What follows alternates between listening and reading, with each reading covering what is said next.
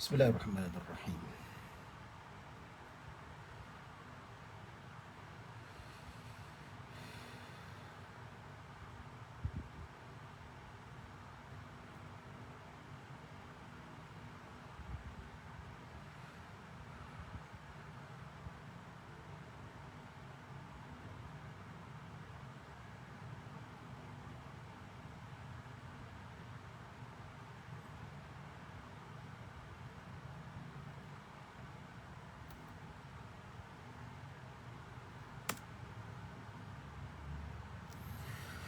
Bismillahirrahmanirrahim. Assalamualaikum warahmatullahi wabarakatuh. Innal hamdalillah nahmaduhu wa nasta'inuhu wa nastahdihi wa nastaghfiruh wa na'udzu billahi min shururi anfusina wa min sayyiati a'malina. Man yahdihillahu fala mudilla lahu wa man yudlil fala hadiya lahu. Asyhadu an la ilaha illallah wahdahu la syarika lahu wa asyhadu anna sayyidana Muhammadan 'abduhu wa rasuluh. Allahumma salli wa sallim wa zid wa barik ala sayyidina Muhammadin 'abdika wa rasulika an-nabiyyil ummi wa ala alihi wa sahbihi ajma'in. Subhanaka la ilma lana illa ma 'allamtana innaka antal alimul hakim. Rabbi syrah li sadri wa yassir li amri wahlul 'uqdatam min lisani yafqahu qawli, amma ba'd. Alhamdulillah, thumma alhamdulillah, bersyukur pada Allah atas nikmat serta limpahan kurniaan daripada Allah Subhanahu wa taala. Seperti mana pada malam yang kita janjikan pada hari ini, iaitu bermula 9 November, kita akan mulakan pengajian kitab fiqh manhaji ataupun kita mempelajari fiqh mazhab al-Imam Asy-Syafi'i radhiyallahu anhu.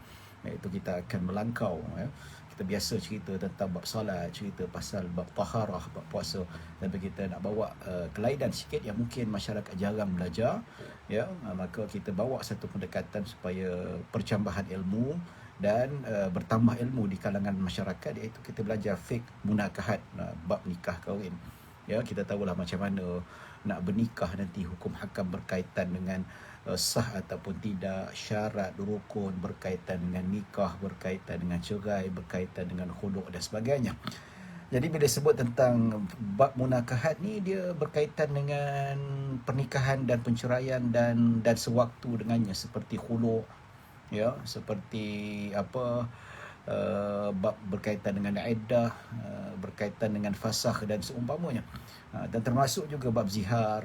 Jadi insya-Allah kita ada lebih kurang 15 siri, dan insya-Allah saya rasa seperti mana disebutkan oleh pihak Jabatan Mufti, 15 siri sekurang-kurangnya, mungkin lebih lah kot.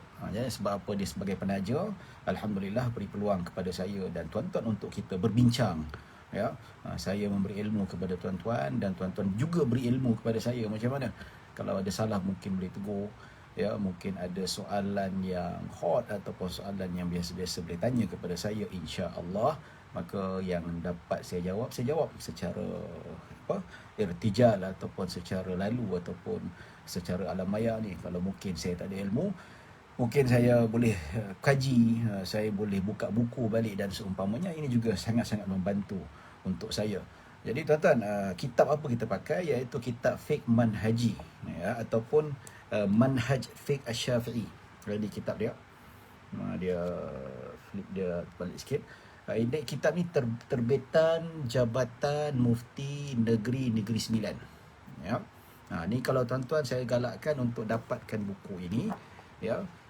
Saya tak kisah kalau ada yang bahasa Arab, silakan, tak ada masalah. Ini bahasa Arab fiqh manhaji, naskah yang saya ada, ataupun PDF pun ada juga yang bahasa Arab punya, boleh di-download. Tapi bagi saya sedap kalau baca yang kitab ni, ataupun nak apa-apa versi terjemahan pun boleh. Tapi saya galakkan ini terjemahan yang sangat baik. Saya dah cek, saya dah baca, terjemahannya sangat-sangat bagus, yang mana saya dikhabarkan oleh pegawai Jabatan Mufti wilayah mengatakan bahawa yang involve terjemahan ini adalah Datuk Mufti wilayah, Datuk Mufti Negeri Sembilan sendiri. Dia ada yang terjemah ni, bukan kerja seorang, ramai. Termasuk Datuk Mufti wilayah, Datuk Mufti Negeri Sembilan, dia cek bahasa Arab, dia sendiri pun turut serta dalam terjemahan. So bila Tok Mufti dah involve dalam terjemahan ni, saya rasa kualiti penterjemahannya insya-Allah lah, Sebab kata orang nak sempurna tu mungkin tidak, sebab manusia yang sempurna hanya Nabi Muhammad sallallahu alaihi wasallam. Dalam konteks manusia yang sempurna Nabi Muhammad, tak adalah kita kata Nabi sallallahu alaihi wasallam tu kita menuhankan, ya tidak sama sekali. Rasulullah makhluk Allah, tetapi dalam kalangan makhluk Nabi yang paling sempurna. Ya, tidak ada yang lebih sempurna melainkan Allah Subhanahu Wa Taala. Jadi macam mana kita nak dapatkan naskah buku ini? Tuan-tuan boleh pergi, ya. Yang sekarang ni saya share ni adalah yang saya share live ini, iaitu FB rasmi bahagian Falak dan Sumber Maklumat Jabatan Mufti Kerajaan Negeri Sembilan. Tuan-tuan boleh hubungi. Dan dekat Facebook saya tu pun boleh tengok poster dia ataupun ada nombor boleh dihubungi. Cek poster yang saya blastkan pada hari Sabtu hari itu, ada detail, ada nombor telefon bagaimana nak dapatkan buku ni. Ya, tapi tak tahulah musim PKPB ni tak boleh berentas negeri, mungkin tak boleh pergi ke pejabat mufti ataupun Majlis Agama Islam Negeri Sembilan. Mungkin boleh diusahakanlah, mungkin Jabatan Mufti boleh usahakan untuk supaya dipost, post laju dan seumpamanya, ya. Ya, tuan-tuan dan puan-puan dirahmati Allah Subhanahu Wa Taala, semua lengkap, semua jilid ada, tapi kali ini memang kita nak tumpukan pada jilid yang keempat. Saya tak pasti sama ada boleh beli jilid 4 sahaja ke ataupun kena beli ke semua jilid, 5 jilid, wallahu alam, ya. Saya rasa tak silap saya boleh beli 1 jilid sahaja, ya. Cuba hubungilah Jabatan Mufti Kerajaan Negeri Sembilan, insya-Allah tahu bagaimana untuk kita mendapatkan buku yang barakah ini. Baik, tuan-tuan dan puan-puan dirahmati Allah Subhanahu Wa Taala. Bismillah.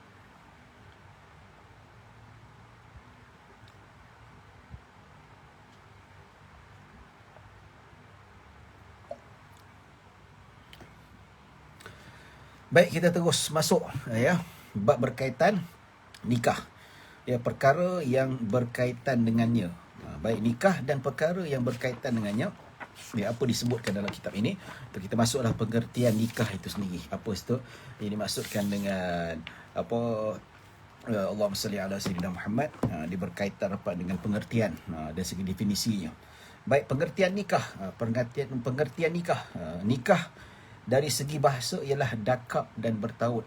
Dakap ni macam peluk, bertaut ni bertaut pegang tangan suami dan sebagainya. Itu maksudnya dari segi bahasa, ya. Bila kita tengok tu memang berkahwin tu kita disatukanlah, dua mempelai disatukan. Maka dari segi istilah bahasanya, maksudnya bahawa dia bertaut ataupun berkumpul ataupun berhimpun, ya.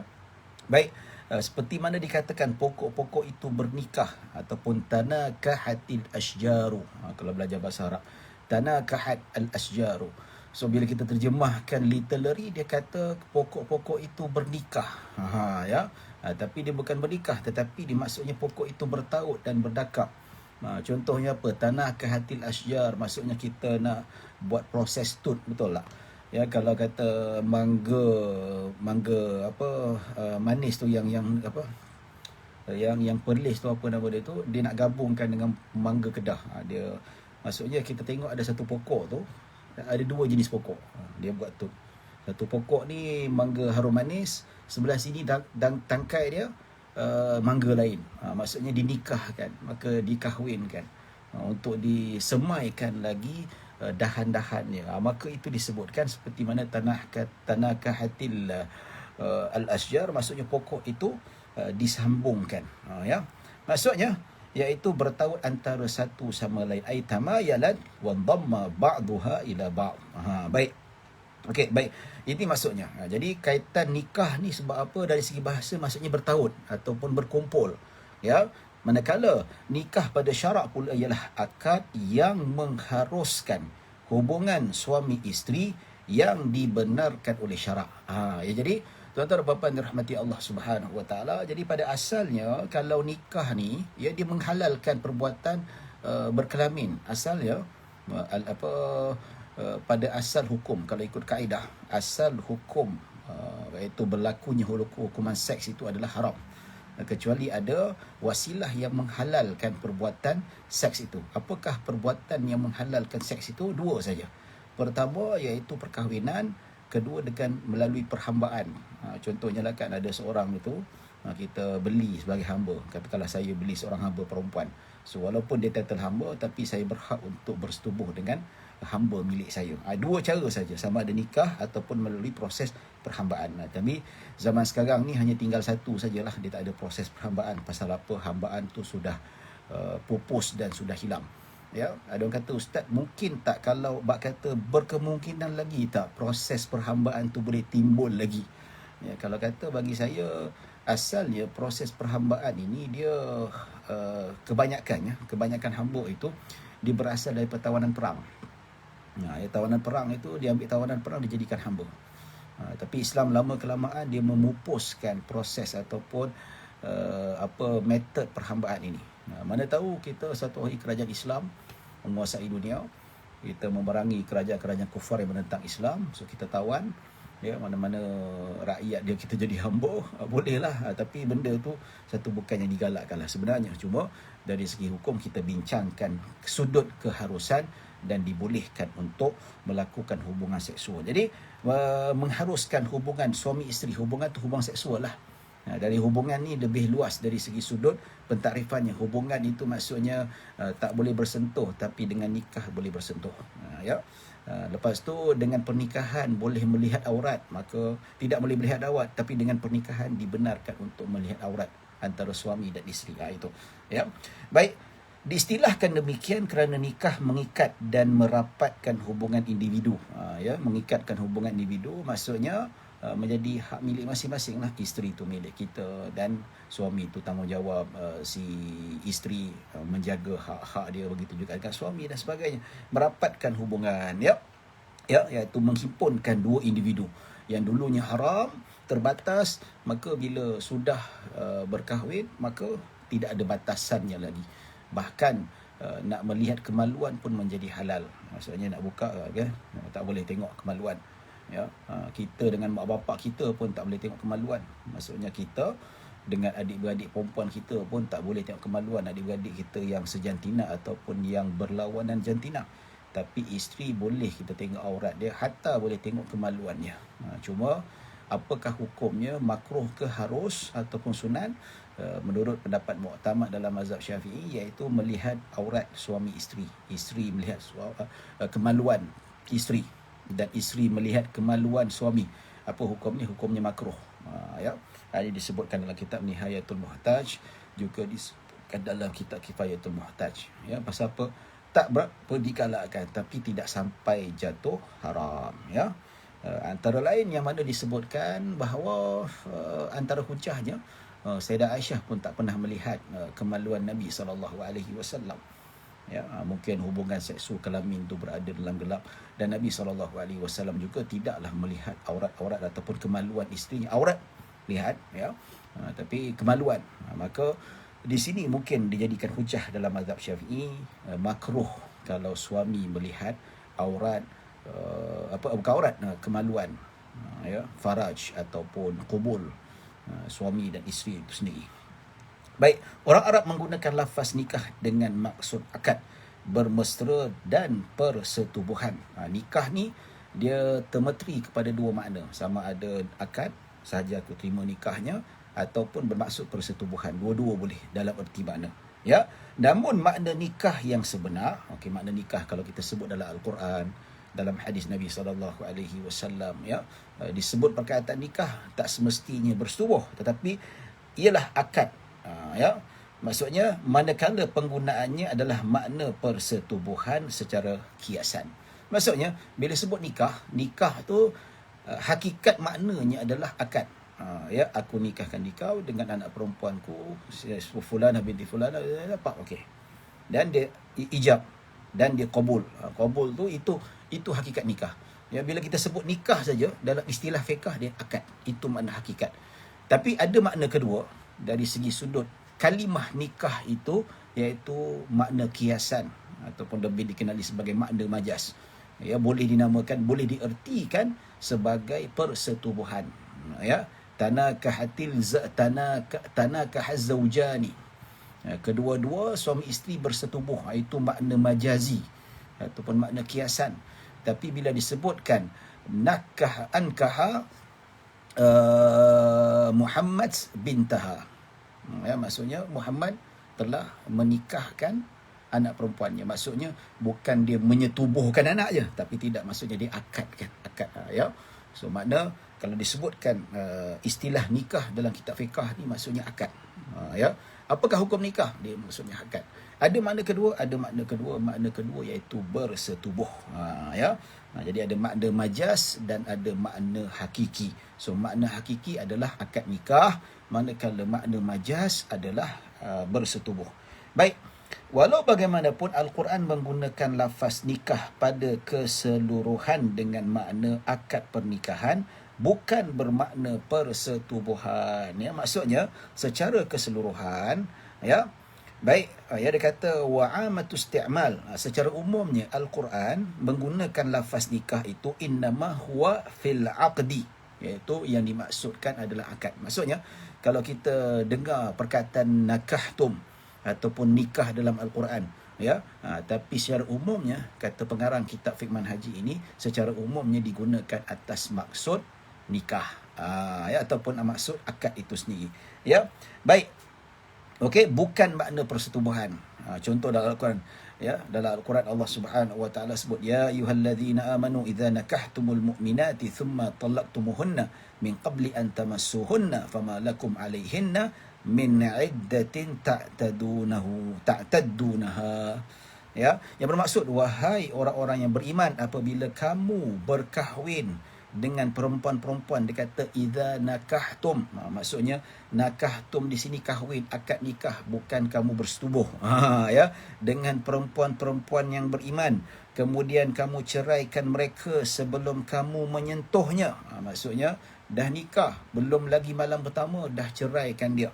Maka di sini, maka tiadalah kamu berhak terhadap mereka mengenai sebarang iddah. Jadi wanita yang belum disentuh oleh suaminya, dia diceraikan sebelum disetubuhi, maka tak ada iddah. So suami tak boleh nak tuntut iddah. Dia kata saya nak rujuk pada kamu, tak ada hak pada dia. Sebab apa? Kamu tak dukhul dia, kamu tak berkelamin dengan dia. Maka once you ceraikan dia, tak ada iddah. Tapi kalau dah bersetubuh, diceraikan, maka kalau wanita yang dalam belum tidak hamil, maka dia 3 kali suci. Nampak tu? So kalau macam ni, Al-Quran kata kamu tak ada hak nak tuntut rajak, rujuk dan sebagainya, tak boleh. Ya, baik, dia kata berhak sebelum kamu menyentuhnya. Dalam Al-Quran dia Al-Quran Allah banyak menggunakan perkataan makna untuk persetubuhan masa yang musuh, masastum atau tamassuhunna. Maksudnya sentuh tu erti kata bermakna bersetubuh. Ya. Tapi kalau nakahtum, nakahna ataupun kami berkahwin ataupun dalam apa-apa sajalah dalam Al-Quran yang bermakna istilah itu merujuk kepada akad, akad nikah ijab dan kabul. Baik, maksud berkahwin dengan perempuan-perempuan yang beriman adalah dengan berakad nikah dengan mereka.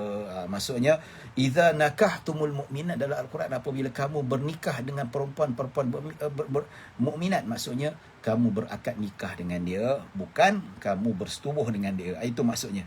Hal ini berdasarkan maksud ayat kemudian, kamu ceraikan mereka sebelum kamu menyentuhnya. Pasal apa?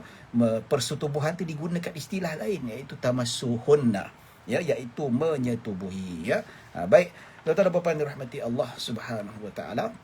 Ini mukadimah, kita belum pergi deep lagi tentang hukum hakamnya lebih dalam.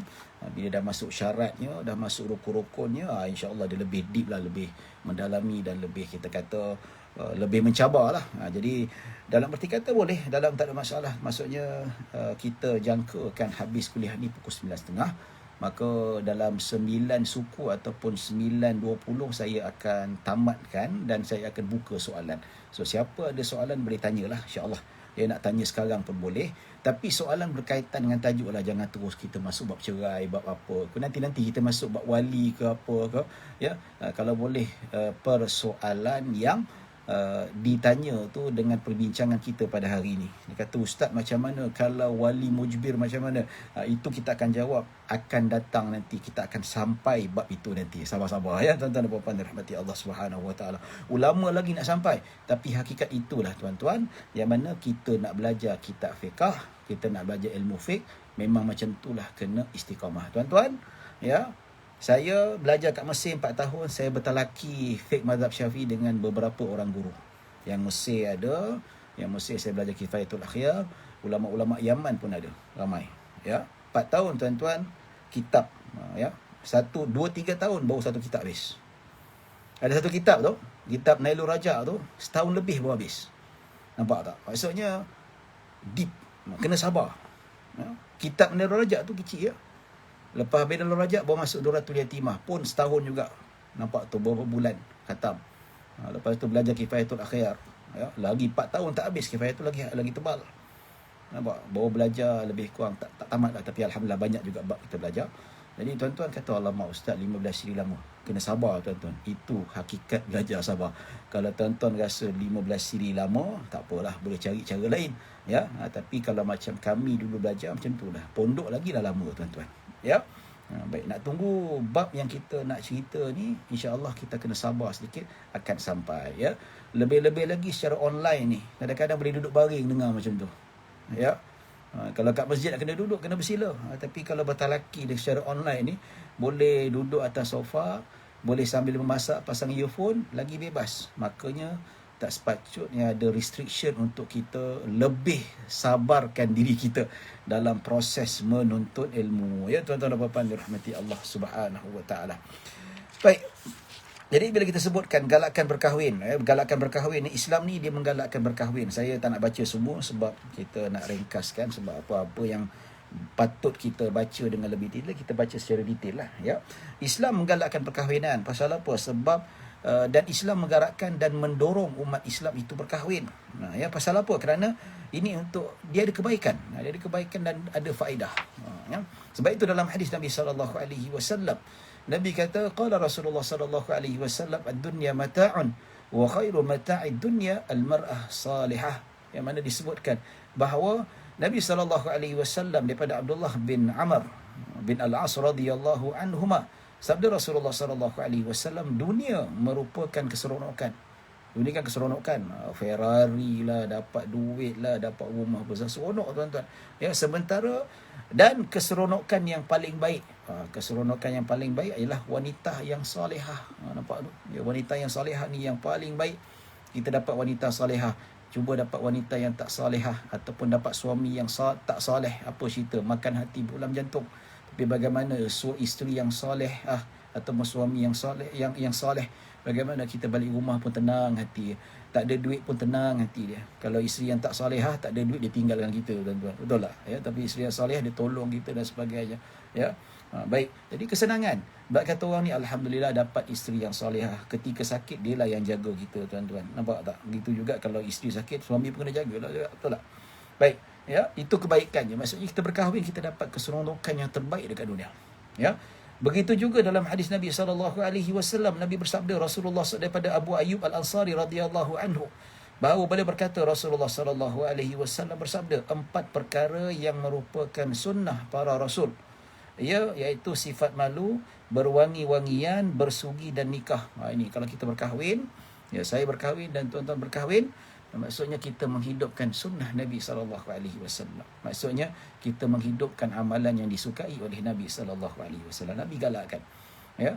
Nabi kata, nikahu sunnati. Nikah itu sunnah aku. Itu sunnah aku, sunnah yang jalan aku. Jalan kehidupan Nabi SAW. Dan sesiapa yang membenci sunnah aku, maka dia bukan di kalangan umat aku. Nampak tu yang benci, aku tak nak kahwin lah. Kahwin ni menyusahkan. Ya, nanti kahwin ni bukannya dapat pahala. Dia benci. Benci. Tapi ada orang dia tak nak kahwin, tapi bukan bermakna dia benci, tidak. Tapi dia tak nak kahwin, tapi mungkin disebabkan ada kesibukan lain. Seperti Imam Nawawi, seperti Syekh Ibn Taymiyah, ya, rahimahumullahu ta'ala, mereka berdua tak kahwin. Dan ada beberapa ulama yang dikarang kitab itu oleh Al-Allamah Syekh Abdul Fattah Abu Ghuddah rahimahullahu ta'ala. Dia kata al-ulama ul-udhab, senarai ulama-ulama yang bujang, sibuk untuk berbakti pada masyarakat, sehingga dia tidak sempat untuk berkahwin. Ya. Ya, sehingga dia tidak, bak kata orang tu, dia adalah berkahwin itu dalam erti kata dia ini melakukan sesuatu perkara itu, perkara yang dianggap sebagai satu yang dituntut oleh Islam itu sendiri. Ya. Jadi Nabi suka. Kalau dia berkahwin disebabkan sibuk, tak ada masalah. Imam Nawawi dia tak kahwin, Imam Ibn Taymiyah tak kahwin bukan sebab dia benci, tidak. Betul tak? Bukan dia benci kahwin, tapi terlalu sibuk dengan ilmu, terlalu sibuk dengan baca kitab, mengarang kitab, sampai tak teringin nak kahwin. Tapi kalau orang yang dia ini betul-betul membenci, dia kata aku benci kahwin. Kahwin ni tak sepatutnya ada dalam, aku suka berzina. Itu jelas. Kalau macam tu hukumnya dia boleh jatuh kufur. Dia mengharamkan benda yang dihalalkan oleh Allah Subhanahu Wa Taala, ataupun dia benci, mungkin jatuh pada fasik saja. Apakah sunnah para nabi dan rasul, iaitu sifat malu. Malu untuk buat maksiat, malu tidak taat pada Allah Subhanahu Wa Taala. Berwangi-wangian, pakai minyak wangi. Tapi perempuan janganlah berlebihan ya. Perempuan kalau pakai minyak wangi untuk hilangkan bau tengit badan tu okeylah. Tapi kalau pakai minyak wangi sampai nak orang lelaki bau, itu tak boleh lah. Ya. Baik, bersugi ni, bergosok gigi ke, berus gigi ke, ganti dengan alat moden zaman sekarang ni, dan nikah. Nikah. Ada soalan daripada Muhammad Irfan, daripada orang Shah Alam ni, dah tanya soalan, awal-awal dia tanya soalan, Muhammad Irfan ni bila nak kahwin ni? Ya, cepatlah. Nak saya cekkan ke?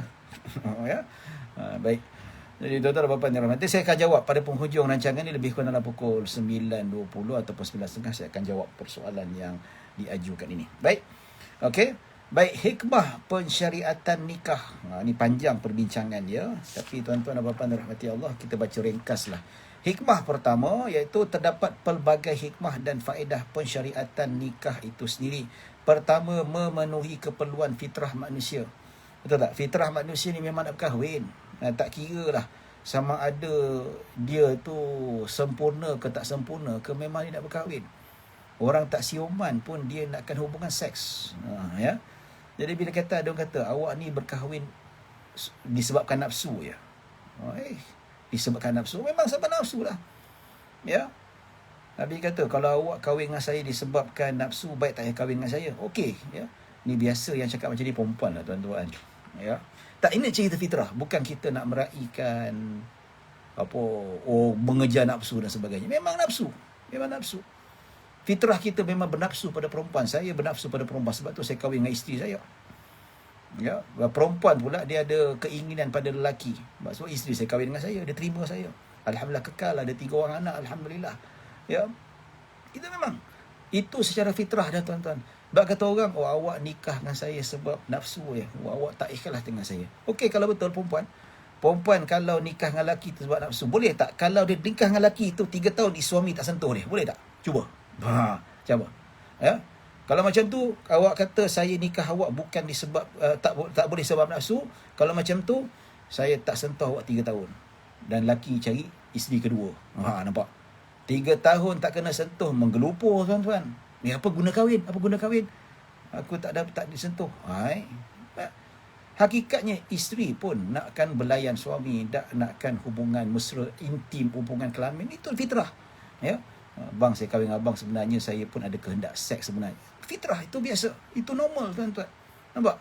Jadi tuan-tuan dan puan-puan dirahmati Allah SWT, jangan kita hipokrit, jangan terlalu rigid dalam bab ini. Ya. Jadi perkahwinan sebenarnya melunaskan kehendak nafsu fitrah kita itu sendiri. Itu hakikatnya. Ya, cuma kita lunaskan dengan cara yang betul. Ya, kalau macam binatang semua, kalau kucing semua, kucing betina dia tala tuan-tuan. Dia tak kira. Ya. Tapi sekarang ni manusia jadi lebih gila sekarang ni. Ya. Lelaki dibantai lelaki, perempuan dibantai perempuan. Ini lagi teruk. Ya, ada satu penyakit dekat Amerika ataupun dekat dunia sekarang ni. Ada golongan yang sudah gila seks dengan binatang. Allahu Akbar. Dia buang hubungan seks dengan anjing dan seumpamanya. Ini satu perbuatan yang sangat terkutuk. Ya. Baik, tuan-tuan dan puan-puan dirahmati Allah Subhanahu Wa Taala. Jadi memenuhi cenderung dan sebagainya. Ya. Sebab itu dalam Islam disebutkan an Samurah bin Jundub radhiyallahu anhu anna Nabi sallallahu alaihi wasallam naha 'anit tabattul. Ya, disebutkan dalam hadis yang bermaksud daripada Samurah bin Jundub radhiyallahu anhu, Nabi sallallahu alaihi wasallam melarang seseorang membujang kerana beribadat. Ini larangan pasal apa? Nak jadi beribadat, membujang, tak nak kahwin. Ini bertentangan dengan fitrah manusia. Ya, benda ni berlaku pada rahib-rahib ataupun pendeta-pendeta Kristian yang mereka tak berkahwin. Kononnya mereka ni suci. Ya, last mereka berlawanan dengan fitrah mereka sendiri. Apa jadi? Banyak kes kat Amerika, tuan-tuan. Banyak kes dekat negara-negara barat yang mana padri-padrinya melakukan hubungan seksual dengan kanak-kanak. Ya, tak tahan. Ya. Dan lalas dia pun padri perempuan dengan sister mengadakan hubungan sulit dekat dalam gereja, dekat bilik sulit. Pasal apa? Tak tahan macam pasal ada yang sampai sister tu mengandung dan sebagainya. You cuba nak lawan fitrah. Sedangkan benda ini sangat-sangat menjangkalkan dan sangat-sangat bertentangan dengan hakikat manusiawi itu sendiri. Ya. Baik tuan-tuan dan puan-puan dirahmati Allah Subhanahu Wa Taala, Islam melarang kita membujang dengan sebab ibadat, menahan nafsu kita. Ya. Tapi kalau kita disebabkan kita ni kalau tak berkahwin menyebabkan kita tidak berzina, kalau menyebabkan kita ni tak sibuk nak mencari perempuan ataupun melakukan maksiat, maka hukumnya tidak menjadi masalah. Hukumnya overall secara hakikat, secara biasanya diterima, tidak menjadi masalah. Ramai di kalangan ulama yang tidak berkahwin asalkan dia tidak membenci perkahwinan dan tidak berlaku perzinaan. Ya. Baik, kedua, apakah hikmah perkahwinan itu? Mengembangkan masyarakat Islam dengan keturunan yang saleh dan generasi terdidik. Ya, maksudnya Nabi SAW suka kalau kita ni ramai di kalangan ummah. Biar ramai tuan-tuan, ramai dan kuat. Ya, dan berketurunan. Dekat barat tu ramai yang berkahwin tak ada keturunan. Ya, alih-alih dah berkembang pun, siapa bapa tak tahu, sana tak mengaku, sini tak mengaku. Ya, kecelaruan nasab. Ya, lalas nasab kepada bapa angkat. Nampak tak? Ya. Laki tu jadi pak sanggung. Jadi zaman jahiliah lagi teruk. Ya, perempuan, satu orang perempuan dia boleh berzina dengan 10 orang lelaki. Ataupun lagi teruk tu, seorang wanita boleh bersuamikan, bukan berzina, bersuamikan dengan 10 orang lelaki. Bila perempuan tu mengandung, melahirkan anak, macam mana dia tilik, macam mana dia nak pilih budak ni bin siapa. Dia tengok telinga, dia tengok hidung. Hidung ni macam hidung kau lah. Telinga macam telinga kau. Kau ini anak kau. Maka di sini kata kau bin dia. Ya. Ada bergaduh pula. Tak, kaki dia macam kaki aku. Bergaduh berperang. Nak pula yang kahwin tu belai dan kabilah, melibatkan peperangan kabilah pula. Begitu dahsyat. Tapi perkahwinan ada syarat-syaratnya, ada disiplin-disiplinnya, ada perkara-perkara yang mana disebutkan sebagai tata cara yang telah ditetapkan oleh agama Allah Subhanahu Wa Taala. Tak boleh kita main langgar. Yang mana tata cara ini untuk menjaga keharmonian, untuk menjaga tata cara itu tidak dilanggar dan untuk mengelakkan kekeliruan. Ya. Baik, sebab itu dalam hadis Nabi SAW bersabda, tazawwajul waluda al-waduda fa inni mukathirun bikum al-umama yaumal qiyamah. Yang bermaksud yang mana berkahwinlah. Sabda Rasulullah SAW, kahwinilah wanita yang subur dan penyayang. Wanita yang subur dan penyayang. Sesungguhnya aku berbangga dengan umat yang ramai pada hari kiamat kelak. Ya. Wanita yang subur ni macam mana? Macam mana kita nak tahu? Takkan kita nak pinang wanita, awak ada surat pengesahan daripada doktor yang awak ni mandul atau tidak? Right? Takkan nak macam tu kan? Ya, kalau lelaki tanya, awak tolong pergi dekat jumpa doktor minta pengesahan yang saya ni doktor kata tidak mandul. Lepas tu si perempuan kata-kata, sekarang ni perempuan ya, kemandulan bukan disebabkan wanita saja, lelaki pun faktor ada. Ya, statistik mengatakan 40% daripada masalah kemandulan daripada lelaki. Ya, 60% perempuan. Ya, awak pun kena cek juga, awak pun kena sahkan juga ada surat mengesahkan awak dimandul atau tidak. Tersenyap lelaki tu. Ya. Jadi macam mana ulama sebut tazawwajul waludal wadudah. Maksudnya apa? Ada ulama kita tengok pada keturunan dia. Kalau adik-beradik dia ramai, ya, memang dia ni jenis memang yang, yalah, ada orang tengok tangan dia segar. Wallahu alam, adalah ada orang ni dia ahli kasyaf. Kasyaf ni biasa dia dapat tahulah, aku tengok muka dia ni ramai anak ni. Nampak? Ya. Jadi kalau katakanlah adat tak ramai pun tak semestinya. Kalau ada orang tu dia anak tunggal, perempuan tu anak tunggal, tapi sekali dia bersalin 7-8 orang, tak juga. Tapi mungkin dia anak tunggal sebab family planning ke apa, wallahu alam, kita pun tak tahulah kan. Ya.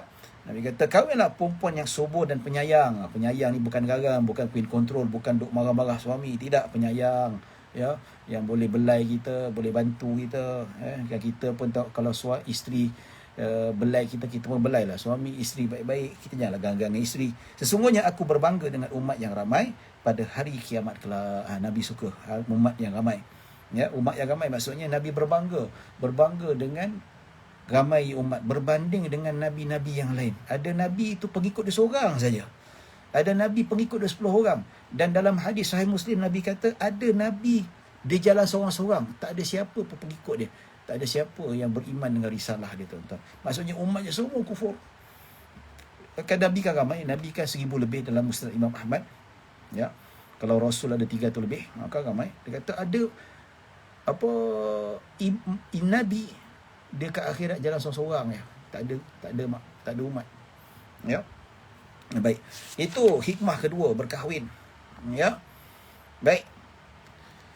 Begitu juga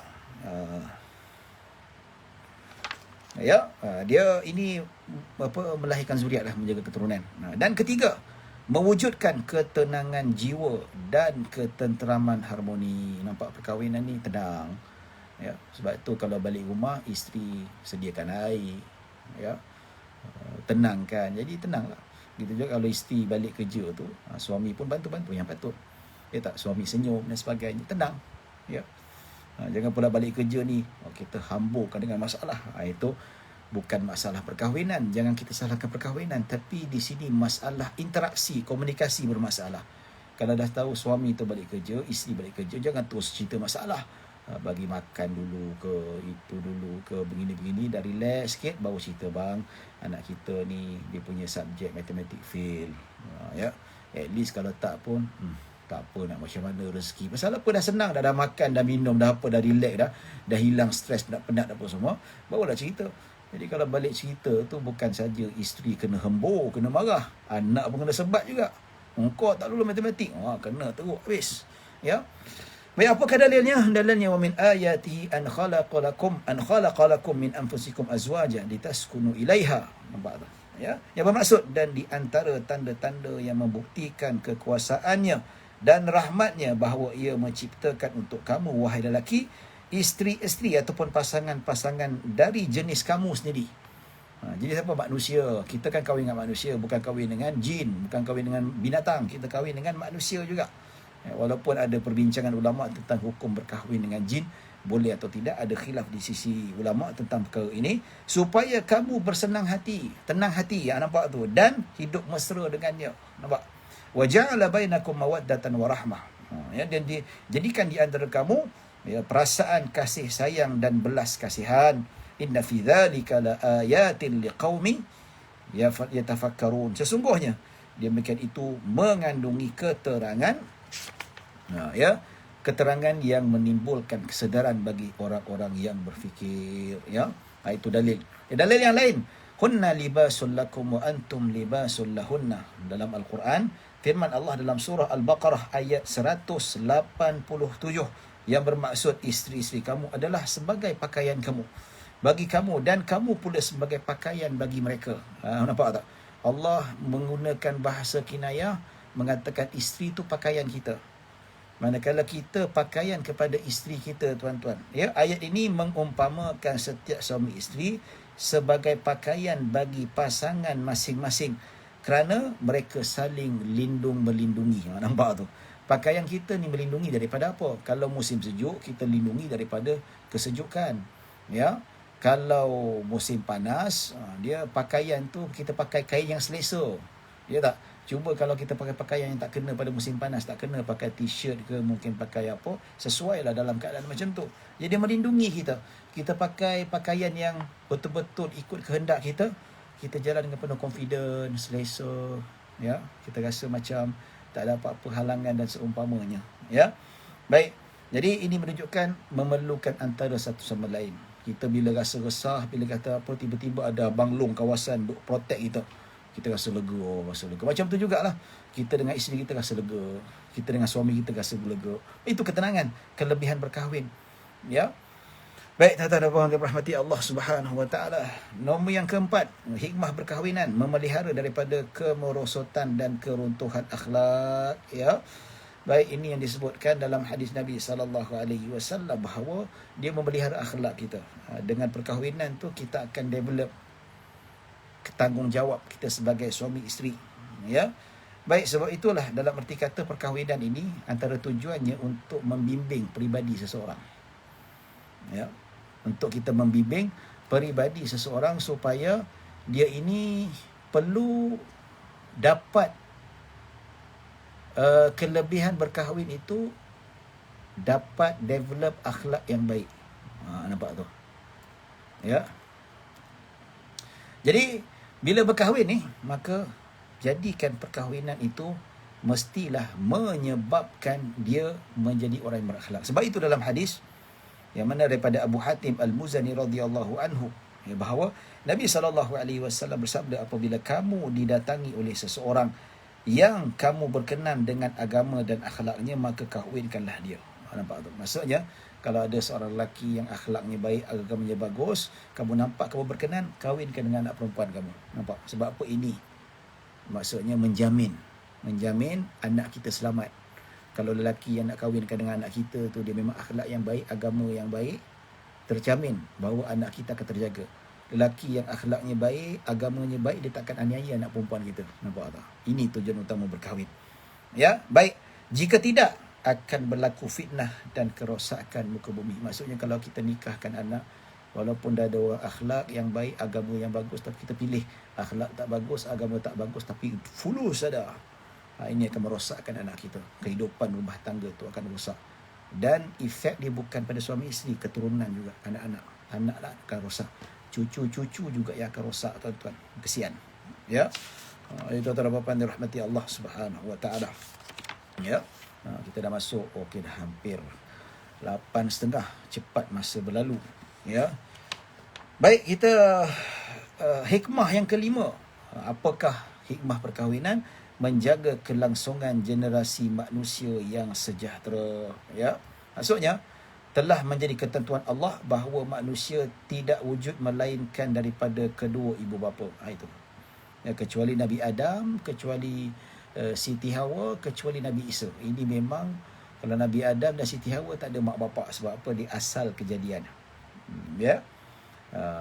Manakala Nabi Isa daripada ibunya, tak ada bapa.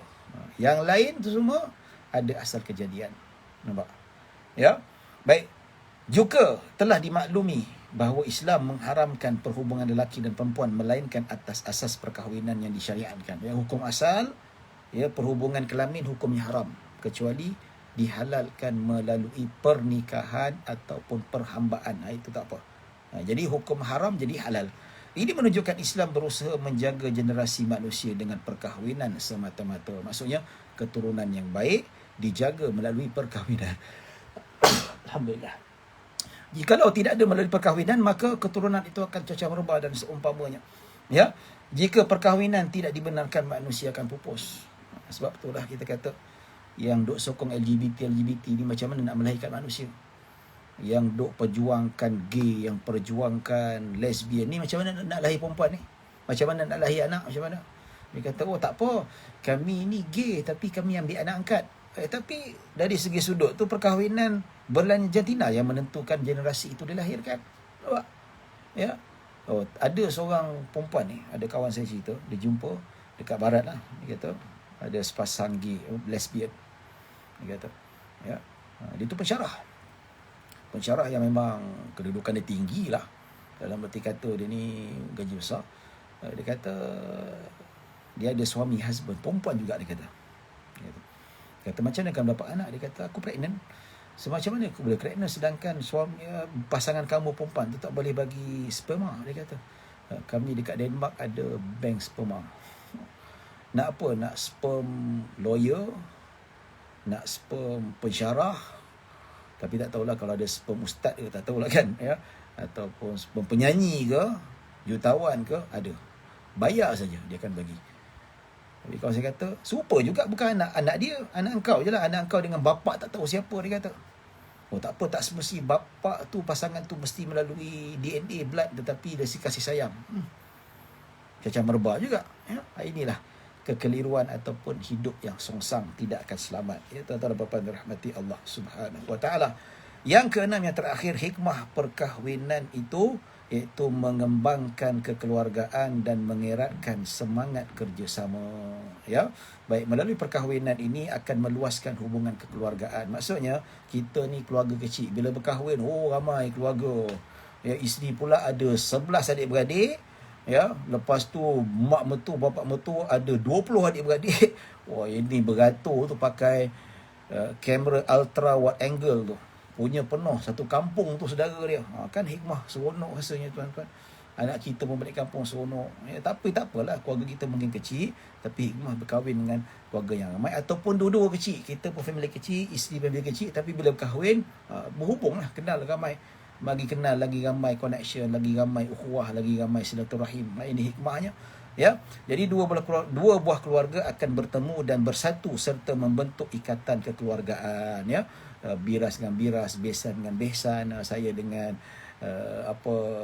biras saya, kita macam adik-beradik dah, bantu tolong menolong, dia susah kita tolong, kita susah dah jadi macam saudara dah. Asalnya tidak ada hubungan pertalian, tapi perkahwinan itu dia mengikatkan tali perhubungan. Ya, baik, ini 6.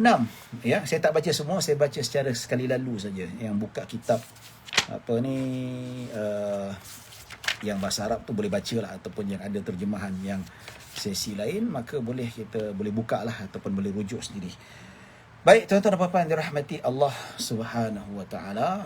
Jadi kita akan masuk bab yang terakhir, ataupun pecahan terakhir, hukum nikah menurut syarak. Apakah hukum nikah? Wajib ke, sunat ke, makruh ke, haram ke, ataupun khilaful aula? Ada perbincangannya tuan-tuan. Kita baca bab yang terakhir ini. Nikah mempunyai pelbagai hukum. Dia bukan satu hukum saja. Ya, berdasarkan keadaan seseorang seperti berikut. Macam saya, wajib kahwin atau tidak? Ya, ataupun macam saya ni, Ustaz Said, adakah dia ni wajib poligami? Ustaz wajib poligami. Woish, kalau yang cakap macam tu isteri saya, seronok juga dengar je tak? Ya, tapi member-member cakap, Ustaz Said, awak ni wajib kahwin. Tak payah cakap lah. Ya. Nak yang cakap tu bini kita si cakap, abang wajibkan poligami bang. Kita tak tunggu-tunggulah, terus daftar dekat majlis agama. Ya. Ini gurau-gurau saja tuan-tuan. Takut-takut nanti bila cerita poligami, nanti yang menonton saya punya sesi pengajian fake ini, perempuan dia lagi kurang-kurang, ini ada lebih kurang berapa puluh, kurang pasal bercerita poligami. Gurau saja tuan-tuan dan puan-puan dirahmati Allah Subhanahu wa taala. Jadi nikah ada pelbagai hukum, tengok situasi. Ada orang nikah jadi wajib, dan ada orang nikahnya makruh. Kalau dia nikah dia tak digalakkan jadi makruh. Ada orang haram berkahwin. Ya, tengok situasinya. Baik, pertama, sunat berkahwin. Sunat berkahwin bagi seseorang yang mempunyai keinginan, di samping memiliki perbelanjaan dan nafkah, iaitu mas kahwin dan sara hidup dirinya sendiri serta pasangannya. Dalam masa yang sama, dia tidak khawatir dirinya akan terjerumus dalam maksiat sekiranya tidak berkahwin. Ya, baik, ringkasannya, yang sunat berkahwin, dia ada keinginan. Dia ada keinginan untuk bersama dengan wanita, untuk berkelamin dengan wanita. Itu satu. Dan kedua, dia ni ada perbelanjaan, mampu untuk tanggung isterinya kalau dia berkahwin. Dan ketiga, dia tidak terjerumus dalam lembah penghinaan, iaitu zina, kalau dia tak kahwin. Dia kan bayarlah orang muda-muda sekarang ni kan, dia tak kahwin lagi, kata nak tunggu duit. Ya, ada keinginan Ustaz, tapi dia belanja di tengah kumpul lagi. Ya, tapi semasa dia membujang, tak ada pula berzina. Ya, maka adakah dia wajib berkahwin? Kat sini hukumnya sunat, bukan wajib. Nampak tu ya. Baik, tuan-tuan dan puan-puan dirahmati Allah Subhanahu wa taala. Dalilnya apa? Dalil yang disebutkan oleh Nabi sallallahu alaihi wasallam, ya ma'syar asy-syabab man istata'a minkum al-ba'ah falyatazawwaj fa innahu aghaddu lil-basar wa ahsanu lil-farj wa man lam yastati' fa 'alaihi bis-shawm fa innahu lahu wija'un. Yang mana Nabi sallallahu alaihi wasallam bersabda, wahai para pemuda, sesiapa di kalangan kamu mempunyai kemampuan, maka berkahwinlah, kerana ia dapat menundukkan pandangan dan memelihara kehormatan. Nampak tu? Kahwin dapat menundukkan pandangan. Bila dah ada isteri, tak kisahlah dengan perempuan lain. Ya, kita dah ada isteri, kita ada tempat untuk melepaskan tempias kehendak fitrah kita. Begitu juga dengan isteri kita. Ya, sebaliknya jika tidak mampu, maka hendaklah dia berpuasa, kerana puasa itu merupakan pengekang nafsu. Ya. Nah, kalau tak mampu juga, tak ada duit, nak kahwin tapi tak ada duit, maka berpuasa. Berpuasa dia akan menundukkan nafsu kita, dia akan lemahkan nafsu kita. Ya. Baik, jadi ini hukum sunat berkahwin. Ya. Kedua, sunat tidak berkahwin. Ini macam mana pula? Ni sunat tak berkahwin. Macam mana tu? Bismillah.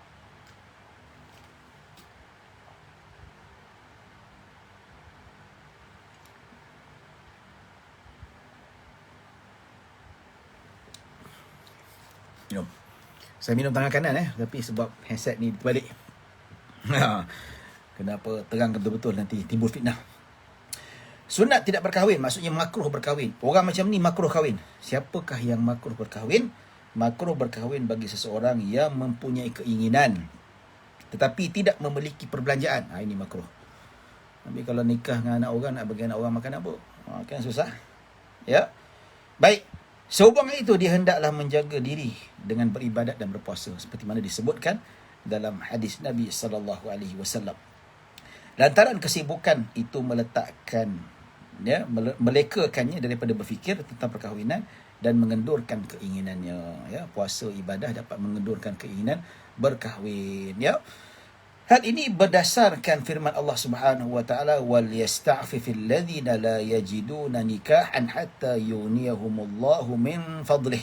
Yang bermaksud, dan orang-orang yang tidak mempunyai kemampuan berkahwin hendaklah mereka menjaga kehormatannya sehingga Allah memberi kekayaan kepada mereka dari limpah kurniaannya. Jaga macam mana? Dengan beribadah. Begitu juga dalam hadis, Nabi kata, faman istata'a minkumul ba'ah falyatazawwaj. Nabi kata, siapa mampu berkahwin, tak ada duit perbelanjaan, nak bagi anak bini orang makan, nak bagi anak orang makan, kahwin. Kalau tak ada, berpuasa. Ini hukumnya tidak sunat. Baik, ketiga, makruh juga. Makruh hukum ini berlaku. Ini makruh hukum yang mana... tadi yang kedua tadi, khilaful aula, lebih afdal ditinggalkan. Lebih afdal, dia bukan makruh. Maksudnya, dia kalau nikah, lebih afdal dia tak kahwin. Kalau orang yang ada keinginan mampu untuk berhubungan seksual tapi tak ada duit. Sini hukumnya khilaful aula. Khilaful aula ni lebih afdal tinggalkan. Kalau makruh lagi berat. Baik, makruh hukum ini berlaku apabila seseorang itu tidak perlu kepada perkahwinan. Dia kalau tak berkahwinan, dia selamba, tak ada apa-apa. Tak ada berzina, tak ada beronani dan seumpama. Contoh seseorang yang tidak mempunyai keinginan untuk berkahwin, tak ada nafsu. Sama ada disebabkan faktor semula jadi, memang dia semula jadi memang tak kisah, tak heran. Sibuk apa? Sibuk dengan motor dia. Dia orang macam tu. Makruh berkahwin dalam keadaan ini kerana perkahwinan perlu kepada memenuhi sesuatu di luar kemampuan, iaitu mas kahwin dan apa. Ada semula jadi, sama ada penyakit atau tidak mempunyai perbelanjaan. Makruh sama tadi. Makruh berkahwin dalam keadaan ini kerana perkahwinan perlu kepada memenuhi ruangan itu. Maksudnya tak ada keinginan, buat apa nak kahwin? Bila kahwin nanti menyeksa isteri pula garang. Begitu juga perempuan, dah tak ada keinginan pada lelaki. Sibuk ada tempat universiti lecturer. Sibuk kerja, nak jadi professorship dan sebagainya, buat research, buat apa. Workaholic. Berkahwin tak nak berkahwin. Umur dah sekarang mungkin 40 lebih dah. Ada orang cerita kat saya, tak nak kahwin. Dia kata, kalau mak dia suruh kahwin, kalau saya kahwin dengan dia, nanti saya tak layan ni macam mana? Mak dia takut. Nanti bercerai bergaduh. Dia ugut macam tu sekali. Jadi orang macam ni makruh kahwin. Pasal apa? Nanti dia kahwin, isteri suami dia akan merana dan sebagainya. Begitu juga kalau sebaliknya, kalau lelaki tak ada keinginan kahwin, lalas tak apa. Ada kes yang berlaku macam mana? Pasal suami tu dia gay. Bila berkahwin, dia tak nak selera dengan isteri dia. Kahwin pasal kena paksa. Kan bahaya tu. Baik.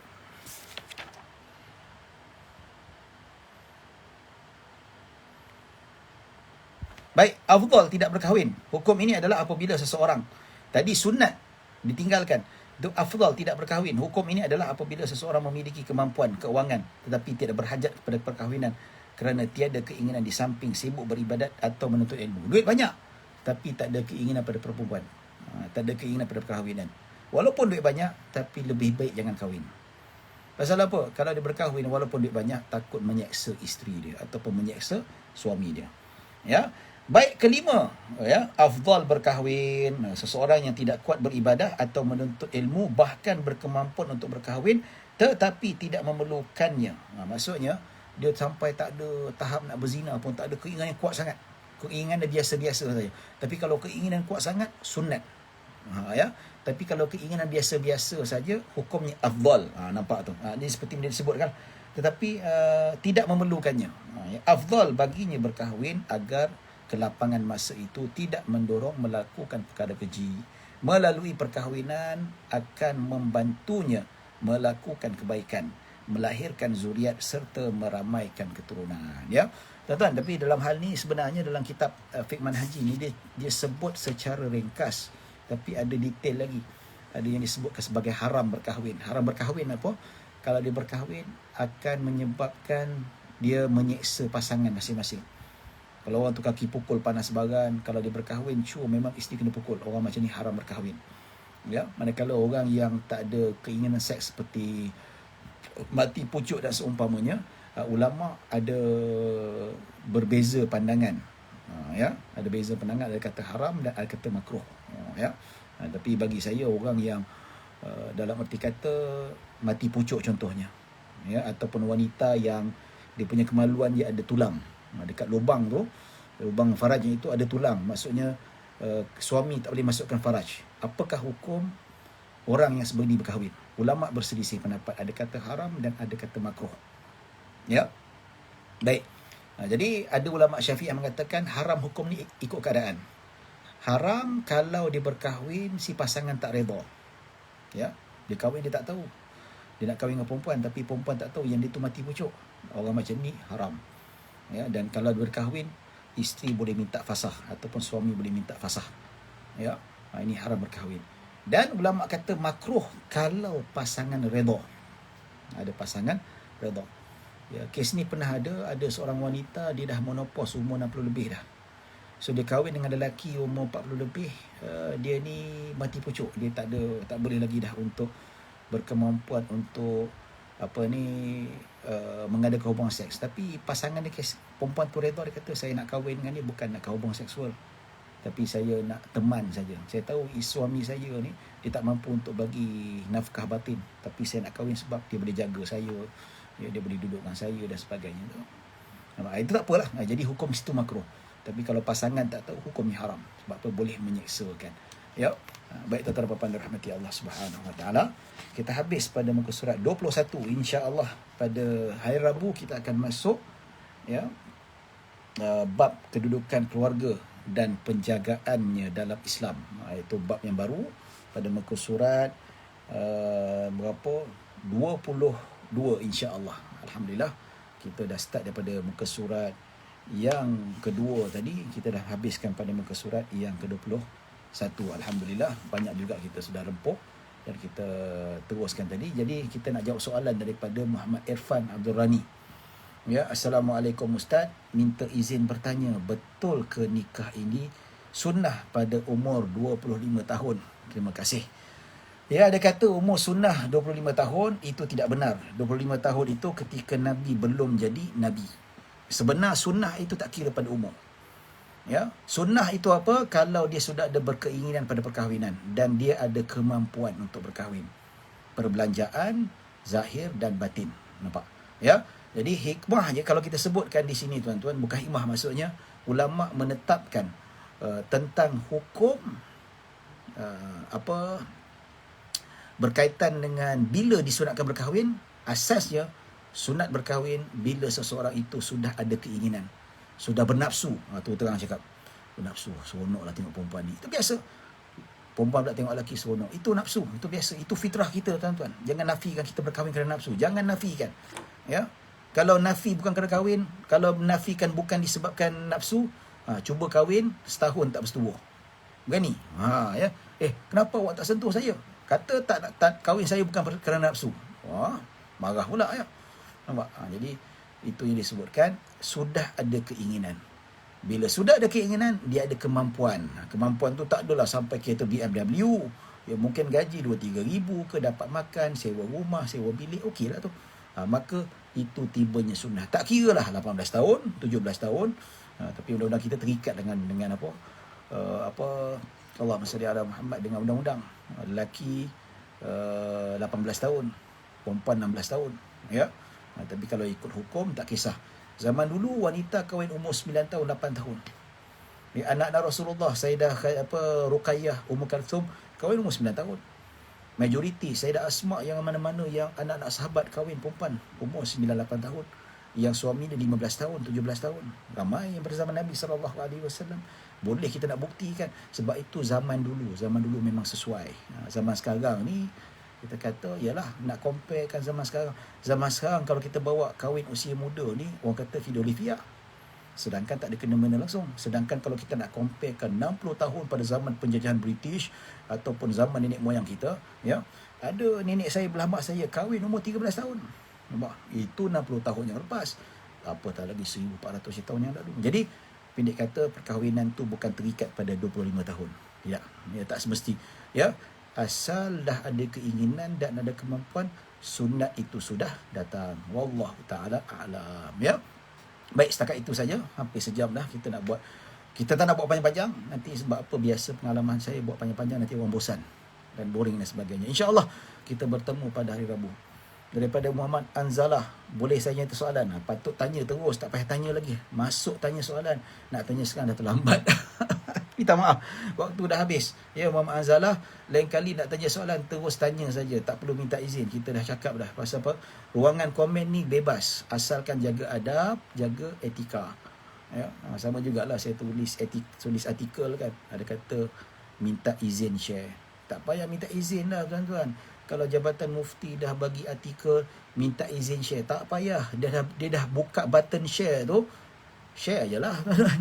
Ya. Kalau saya bagi artikel cerita tentang soal jawab fiqah, saya buka button share. Share lah tuan-tuan. Buat apa nak minta izin lagi? Sama-sama juga saya buka kuliah saya ni kan. Dah ruangan komen tu ada. Tak perlu tanya, boleh tanya soalan. Saya tahu ada yang nak jaga adab. Tapi pasal apa? Kita nak baca sesuatu pun tak sempat kita nak baca. Lain kali Muhammad Anzalah terus tanya soalan. Tak perlu nak minta izin lagi. Betul tak? Mana-mana pun macam tu. Ya? InsyaAllah saya baca dan saya akan jawab. Tapi masa dah habis. Kita tak dapat buka lagi soalan. InsyaAllah kita bertemu pada hari Rabu jam 8.30 malam untuk topik seterusnya. Dan InsyaAllah ada banyak perbincangan lagi. Bab nikah, bab wali macam mana. Ya, wali tak ikut turutan. Macam mana pergi nikah kat Thailand, wali masih hidup, sah ataupun tidak. Itu kita akan berbincangkan. Kita akan tuntaskan lagi perbincangan-perbincangan yang lebih mendalam, insya-Allah. Moga-moga kita mendapat keberkatan. Ya, baik, setakat itu saja dapat saya sampaikan. Mohon maaf kalau ada kesilapan, kalau ada kekurangan, yang baik hanya daripada Allah Subhanahu Wa Taala. Saya nak ucapkan ribuan terima kasih kepada pihak Jabatan Mufti Negeri Sembilan, kepada tuan-tuan yang sudi mendengar celoteh saya selama sejam ini. Terima kasih banyak-banyak. Ya, hanya Allah yang dapat membantu. Kerana tuan-tuan sudi memeriahkan majlis ilmu dan taman syurga pada malam ini. Moga-moga tuan-tuan, saya dan pihak Jabatan Mufti Negeri Sembilan dan semuanya mendapat keberkatan, keredaan dan rahmat Allah Subhanahu Wa Taala. Ya, yang kesempatan ini saya mohon maaf, yang baik hanya daripada Allah Subhanahu Wa Taala. Kekurangan kesilapan datang daripada diri saya sendiri. Aku qauli hadza wa astaghfirullahal azim li wa lakum wa lisairil muslimina wal muslimat wal mu'minina wal mu'minat. Bismillahirrahmanirrahim. Allahumma ja'al jam'ana hadza jam'an marhuma wa tafarruqana min ba'di tafarruqan ma'suma. Allahumma la tada' fi maqamina hadza man la ghafarta wal hamman illa farajta wa la daynan illa qadaita wa la maridan illa shafaita wa la hajata min hawaiji dunya wal akhirati illa qadaitaha ya rabbal alamin. Sallallahu ala sayyidina Muhammadin wa ala alihi washabbihi wasallam. Alhamdulillah rabbil alamin. Assalamualaikum warahmatullahi wabarakatuh. Terima kasih. Kita jumpa hari Rabu jam 8.30 malam, insya-Allah. Semoga kita dipanjangkan umur dan dimurahkan rezeki. Dapat bertemu sekali lagi. Amin ya rabbal alamin.